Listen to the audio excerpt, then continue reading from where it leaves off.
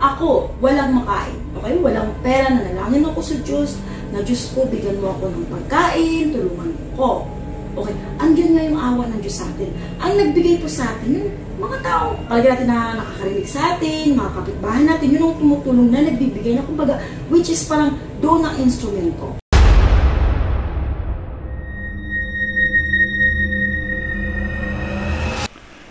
Hello po mga ka-PTV, sa video na ito ay tatalakayin natin na nakakakilabot na pagbabalik ng pagsara ng buong Pilipinas ayon sa mga visions ni Madam Rudy Balbin.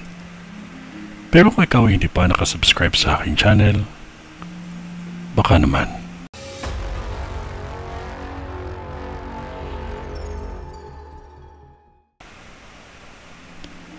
Ayon kay Madama ay magkakaroon ng isang panibagong pandemya ngayong taon na galing sa bakterya na mula sa ibang bansa. Ito ay magmumula sa hangin.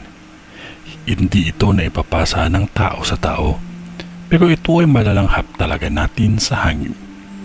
Ito ay paboritong pumapasok sa ilong at mata ng tao.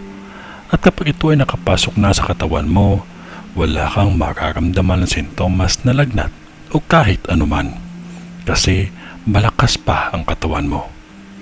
Pero pagdating ng ilang araw ay lalabas na sa iyong balat ang malalaking butlig na kasing laki ng piso. Kapag ito ay pumutok, ang kulay na lalabas ay itim at berde na parang ikaw ay zombie na.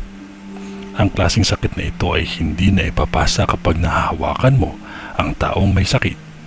Pero ang pinaka nakakabahalang sinabi ni Madam ay kapag daw lumabas sa 7 o 8 ang butig sa katawan mo, katapusan mo na. Pero ang sabi ni Madam ay may gamot naman daw ito.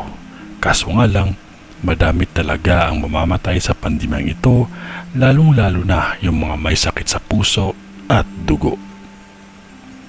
Kung ano man yun, wala pa rin makakatalo sa taimtim na panalangin natin sa Diyos amang makapangyarihan sa lahat, ay magtiwala lamang po tayo sa Kanya.